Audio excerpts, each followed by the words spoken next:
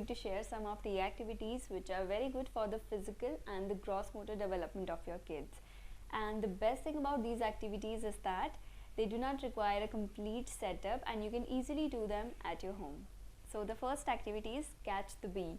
In this activity you just need a paper, you need to draw a bee over here and you need to pierce it. इसमें एक छोटा सा छेद करना है आपको और उसके बाद आपको ये जो थ्रेड है इसको इसके अंदर इस तरह से टाई कर देना है and then you just need to drag it.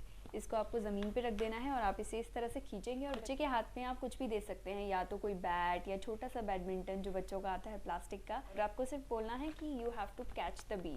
और इससे आपकी भी एक्टिविटी हो जाएगी बिकॉज हमारी भी फिजिकल एक्टिविटी घर में नहीं हो पाती है क्योंकि डेली के काम ही इतने लगे रहते हैं, तो आपकी और बच्चे की दोनों की फिजिकल एक्टिविटी हो जाएगी इस वाले गेम से। Plus this game is going to improve the level of concentration because child is going to try to hit the bee. On the second number we have this interesting activity which is called inflate the balloon. इसमें आपको क्या करना है, you will be needing this inflator. इस inflator के ऊपर आप यहाँ पर बलून लगाएंगे and then इसको आप इस तरह से अपने पैर के थ्रू इसको पकड़ के रखेंगे और बच्चे को क्या करना है, पंप करना है। इस तरह से बलून भी फूल जाएगा और बच्चे की अच्छी खासी मूवमेंट हो जाती है इससे।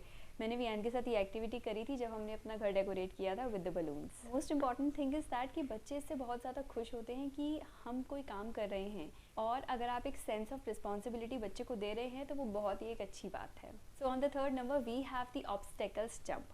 For this we are going to use the toys of your kids and firstly you have to play with the small toys like this dino. So what you have to do is you have to place some of the toys, maybe 2 or 3 toys initially, and then आप उनको बढ़ा भी सकते हैं। तो पहले मैंने जैसे ये डाइनो और एक छोटी सी कार इस तरह से रख दिया एंड देन हमें इतने स्पेस में रखना है कि बच्चा आराम से उसके ऊपर से जंप कर पाए। तो बच्चा एक टॉय पे जंप करेगा, देन सेकंड टॉय पे जंप करेगा, देन थर्ड पे करेगा, and then what you have to do is you have to increase the size of the toy. Example, first I use the dino and then I use the cars which is of the big size as compared to dino. So this is going to be a rocking game for kids. जी हाँ, fourth number पे हमारे पास है pillow fight. अगर आप अभी तक pillow fight बच्चे के साथ नहीं करते हैं तो प्लीज़ आज से ही स्टार्ट करें। रोज़ उसको पिलो फाइट ज़रूर कराएं क्योंकि उसके बहुत बहुत बहुत सारे फ़ायदे होते हैं। हमें पता नहीं चलता है, अगर बच्चा पिलो उठा के फाइट कर रहा है तो उससे उसकी कंप्लीट बॉडी की डेवलपमेंट तो हो ही रही है, तो उसको फोर्स का भी पता चलेगा इससे। अगर सामने वाले ने मुझे तेज़ मारा है तो वो भी ट्राई करेगा कि मैं भी उसको तेज़ से हिट करूं।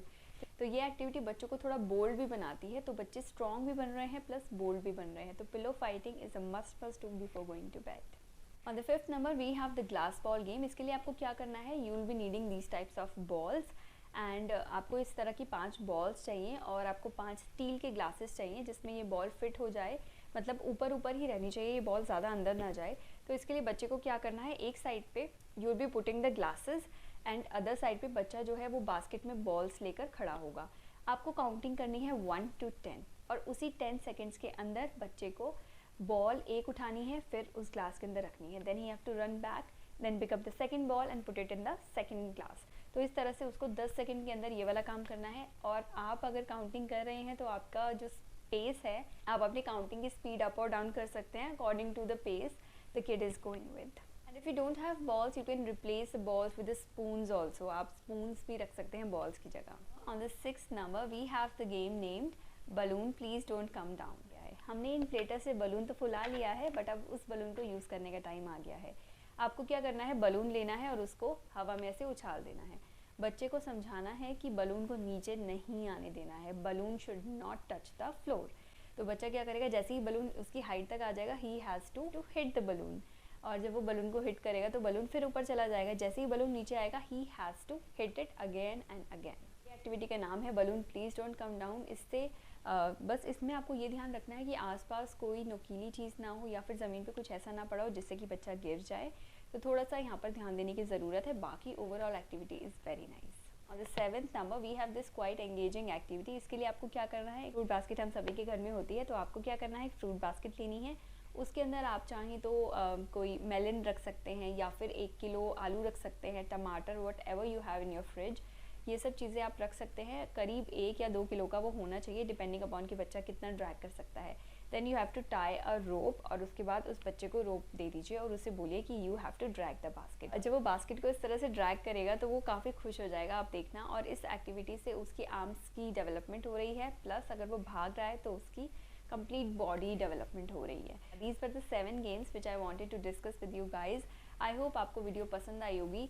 एंड लास्ट में मैं सिर्फ यही कहना चाहूँगी कि ये जो गेम्स हैं ये बहुत ज़्यादा इंपॉर्टेंट होते हैं, क्योंकि बच्चों की फ़िज़िकल डेवलपमेंट कहीं ना कहीं हैम्पर हो जाती है अगर हम उन्हें बहुत ज़्यादा पार्क में या फिर कहीं बाहर नहीं लेके जाते।